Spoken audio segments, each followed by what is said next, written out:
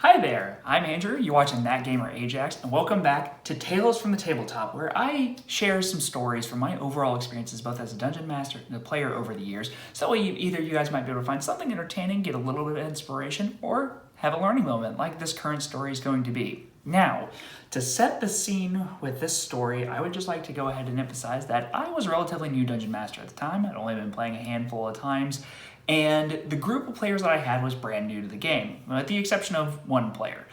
This was a group that I ran for my partner and a group of her friends, and we were having a whole lot of fun. Now, a little bit of a spoiler warning, this was with the Lost Mine of Phandelver adventure module that is, usually comes with the starter set. I felt like it was a very good adventure to get started with, but there are going to be spoilers for that adventure, at least with the way that my group ran through it. So let's go ahead and dive right in to this tale from the tabletop.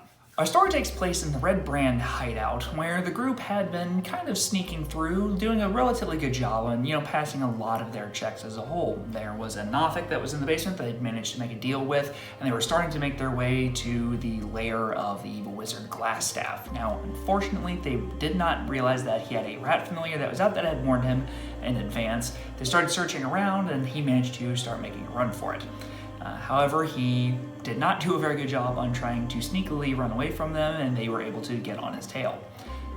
He called upon the Nothic that was hidden in the basement, and, well, it kind of entirely forgot about the deal that they had, and combat ensued. Now, during the time that they were fighting the Nothic, Glassstaff had managed to retrieve a bag that he had that had a potion of invisibility, downed it, and proceeded to try to escape.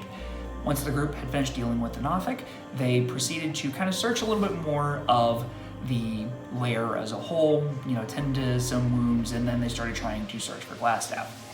My partner, who was the druid of the group, had the really brilliant idea of wild shaping into a wolf, and let me tell you that as soon as she mentioned doing this, I, as the dungeon master, clenched so hard, it was pretty ridiculous.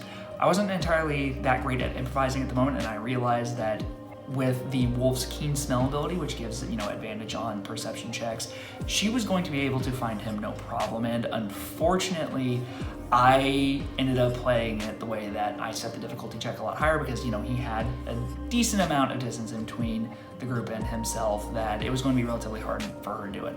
She was unable to hit the check, and they proceeded to kind of go on their merry way, and I had planned on that becoming a small side adventure later down the road. To this day, it is still one of my regrets that I did not handle that encounter better, and I wanted to present this as a learning opportunity for the rest of you. Learn from my mistakes in this instance. This was a group of brand new players, and they were really just kind of pushing the boundaries of what was possible with D&D's rule set.